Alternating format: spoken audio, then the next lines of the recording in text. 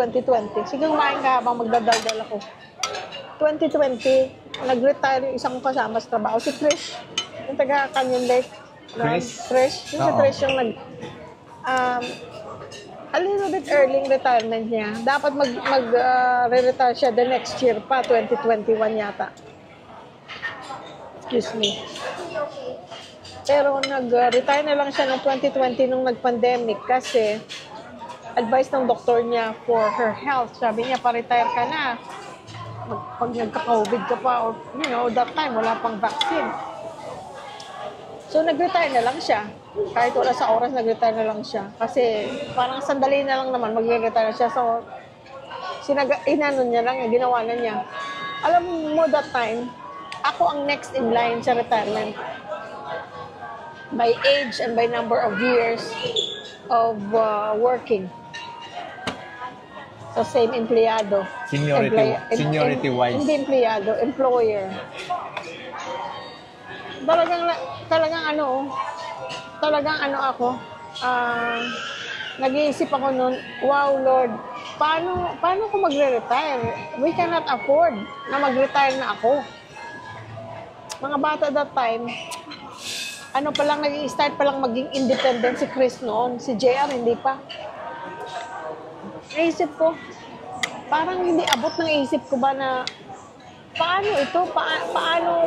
Paano ko makakarating sa point na yon na makakapag-retire?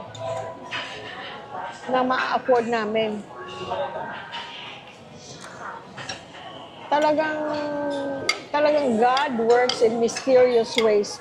Kasi kahit anong isip ko, talagang imposible, hindi pwede, hindi doable ang pagre-retire, guys. Pero dasal ako ng dasal. Every time na maririnig ko si Trish na magsasabi na, hanggang ganito na lang akong araw, ganito, ganyan. Nakikinig ako kung paanong proseso, kung paano niyang ginawa, kung madali lang naman pala, ganito, ganyan, ganyan. So, anything about retirement, kung may nagkukwento, nakikinig ako. Hanggang sa, sabi ko, oh my gosh, kailan pa ko, sabi ko, at that time, 2020, I still have 3 years. 2 years and a half. Sabi ko, that would be the earliest na pwede ako mag-retire na meron akong pension from my employer. Pero naisip ko, parang talagang imposible, parang hindi pwede. Pero, God works in mysterious ways.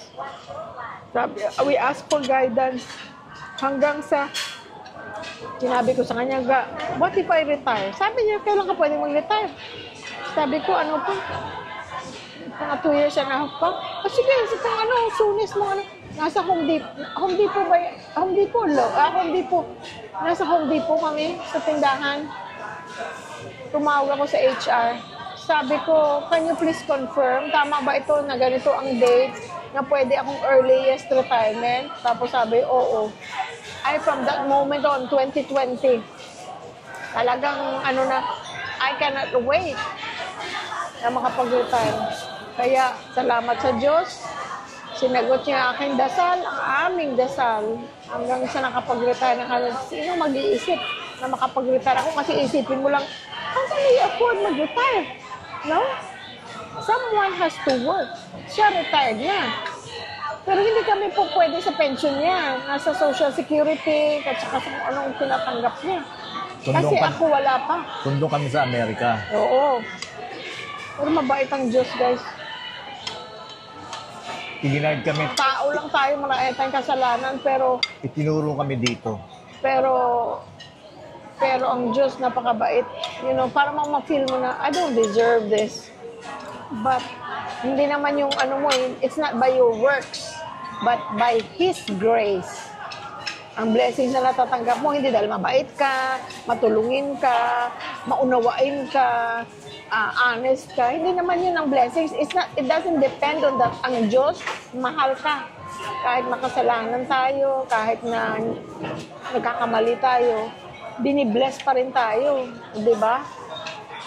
Hindi mo kaya hindi ka nga pwedeng hindi ka pwedeng magyabang. Hindi ka pwedeng mag-boast na ay marami akong pera, marami akong blessings. Dahil kasi mabait akong tao. Kaya ako yung pinagpapala ng Diyos. No. Pinagpala ka dahil mahal ka niya. Pinagpala ka dahil sa grasya niya. Hindi dahil mabait ka. Dahil kasi lahat tayo makasalanan. Diyos lang ang walang kasalanan. Kaya hindi ka pwedeng magmayabang, ay, kaya ako nakakalamang sa'yo dahil ako yung mabait na tao, ikaw hindi. Hindi natin pwedeng sabihin. Kasi pare-pareho lang tayong mahal ng Diyos. Pare-pareho lang. Amen. Para ako si Pastora. Nakakain lang kung ano na pinagsasabi. Hindi, tama naman eh. Diba? Tama naman. Sarap no? Kasi masarap ang sauce. Sa mga ganyan sauce na magdadala. Siya guys, masarap maggawa ng sauce. Ang fresh lumpia. Nagturo sa akin gumawa ng fresh lumpia, si Ate Sed, yung kapatid niya. Pero pag nagagawa ako, hindi ako pa nakagawa mula nang nandito kami. Nandito may ubod, no? Dapat nagawa namin. Doon, wala tayong ubod, ginagamit lang namin singkamas. Tapos, pero pag sa sauce siya nang gumagawa.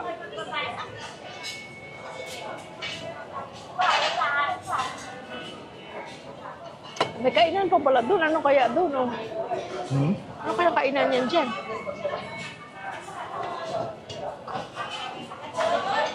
Ang alin po. Doon pala ang Jacob, banda. Ayun, guys. Di ba, guys? Agree kayo? Saka yun nga, with the guidance of the Lord, dito kami, itong kasagutan niya. Pero Dito. Tama din yun, guys. Na sinasabi natin din sa, ay, kaya siya blessed kasi mabait na tao. Totoo yun. Tama yun. Pero, hindi ibig kasi, ang ibig ko lang kasi sabihin na, paano na yung mga makasalanan na mga ginawang masama, may mga ginawa talaga masama na mahal din sila ng Diyos, hindi lang yung mababait. Yun ang point ko. Na hindi lang ang mababait ang mahal ng Diyos. Lahat tayo, mahal tayo ng Diyos. Lahat tayo, anak ng Diyos. Ngayon, meron lang mga naliligaw ng landas. Mahal pa rin sila ng Diyos. Yeah. Kanya kailangan talaga, ihingi mo ng guidance kay Lord. Lahat ng bagay.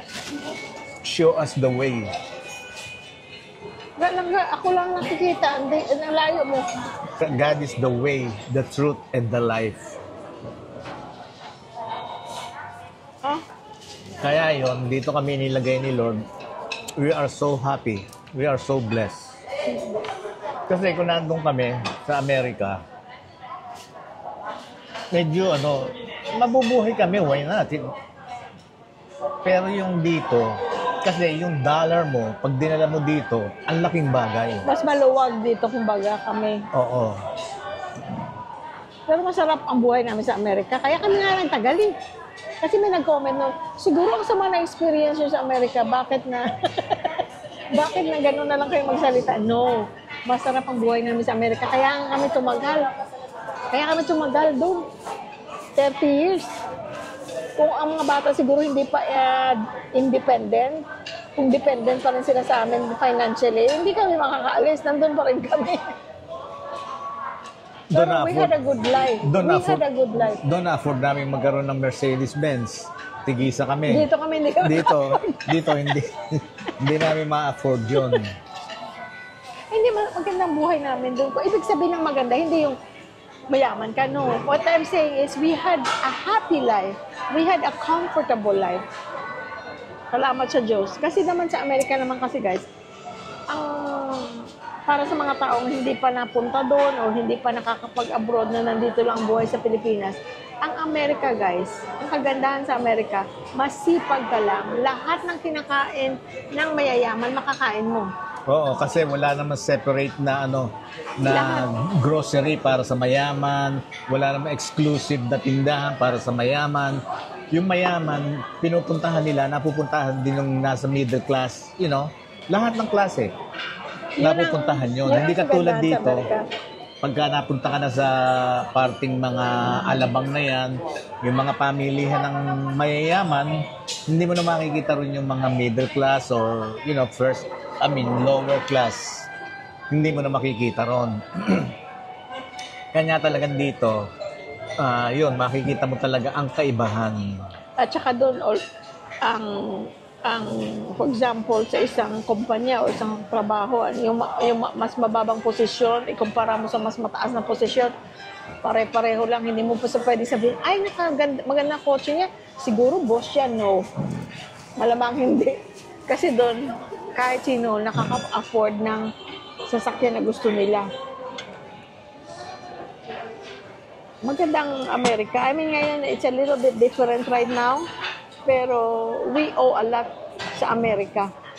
Buhay namin, years, decades, nandun kami. Magandang binigay na buhay sa amin ng Amerika. Siya, oh. Kaya tayo nakapag-retire din ng magandang resulta, magandang sitwasyon, maaliwalas din ang ating pag-retire sa Pilipinas dahil din yun sa Amerika. Mm-hmm. Di ba? Yes. Tsaka siya. Mula nung dumating sa Amerika yan, tinuruan kong magmaneho. Hindi naka-experience siya nagkaroon ng kotse na used. Never. Lahat ng naging kotse niya in 30 years, puro brand new. Hindi sabay-sabay. Nakailang kotse ka doon? Nakailan din. 12? Binilang natin. Between sa atin, between the two of us. Oo. Nung lagi mong kasama, mula nung dumating ka, mga ganun mula siguro. nung matuto kang magmaneho, mga 12, di ba? 12 yung nag-isasakyan niya ron. Puro brand new. Brand new. Oo, ganun pala kasi parang every 2-3 years may nagkakaroon ng bagong sasakyan, lalo pa nung nandun yung mga bata. Pero ibig sabihin, kahit hindi ka mayaman, ganun, pwede doon. Oo, basta may trabaho ka. Basta may trabaho ka lang, may pambayad ka, walang problema. Pickup, gusto niya ng pickup noon, gusto niya manehohin ng pickup, bili siyang pickup, Toyota. Gusto mo kaya pick up? Yun, gusto niyang pickup. Sige, pickup siya. Tapos nung gusto niya nang manehohin ng pickup, sabi niya, next time gusto ko pa ulit ng pickup, bahala ka. Kahit dito nga gusto ko sanang pick up eh. Noon yata, after no, nag-Mercedes ka na eh, no? Naka-12 kotse, puro brand Between new. the two of us. Yan, mula nung naging mag-asawa kami. Thank you, Miss M. Ang ganda ng kulay nito, guys. 009. Itong Dior Addict Lip Maximizer. Tsaka hindi siya malagkit. Kasi ayoko ng lipstick na malagkit. Hindi ako yung binigay niya sa akin pulbo, hindi ko pala ginamit kasi dito lang naman ako sa SM. Ko ha. Maganda.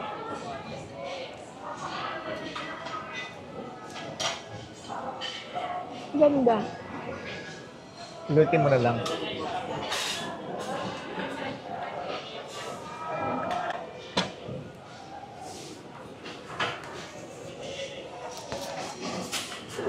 Ganyan ang kulay, guys. Para siya may mint ng konti. Hindi siya, yung iba masama lasa no? O baka kasi sanay lang ako sa mumurahing lipstick. may hindi magandang lasa. Ang ganda, oh. Meron nga ako nakita niya sa online. Meron. Your. Instead na Dior. Sa Shopee, guys. Yun. Pareho ang lalagyan. Tapos, ewan ko lang pareho tsura. Pero instead na Dior, nakalagay lang Ior. I-O. Ang tawa ko. Oh my God. Tingnan mo, guys, oh. Ganda ng kulay. Halos wala. Parang natural lang. Yun ang gusto ko. Tapos moisturizing. Kaya lang dati, nung hindi ako bumibili mga ganito, namamahalan ako. Hindi naman ako nakatikim po, hindi ako binigyan.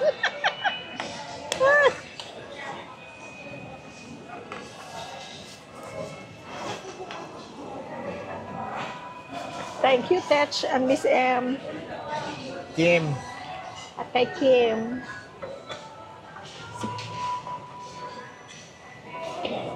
Si Baby Kim. Magbayad ka na kasi pupunta pa tayo ng ano. Pupunta pa tayo ng ano. Ng tawag dyan. Kukunin namin yung... Oo, nakalimutan mo. Senior ka, dali. Buti pinaalala mo matanda na ako kasi hindi ko alam eh. Nakalimutan yung matanda pala Hindi ko siya. na iniisip kasi matanda na ako eh. Bata ka pa rin, sir. Sayang hindi ka sa discount, sir. Ay, sorry. Ay. Sorry. Okay lang. Thank you. Tingnan pala natin guys ang bill ha. With the senior discount. Tama lang yung order natin na small ano. No? Alam natin yung kung gaano ka-importante ang senior discount. Magkano sir yung ano? Yung bill? ano po siya, ma'am, 1161 po. 1161. Yes, ma'am. Tapos after yung senior Yung discount, na po siya, ma'am, bali 837 na lang. 800. Oh, buti na lang matanda na yung kadate ko. Kung hindi, mas mahal, no? Hindi guys, nakakatulong yung ano, senior discount. In 3 years, meron na rin akong ganon. Ang tagal naman, sana kung dalawa na tayo, hindi mas malaki. Bumili pa si Louie Boy doon kay Manang ng ano, naglalako siya. Ay, mainit-init pa. Oh. Yung mani.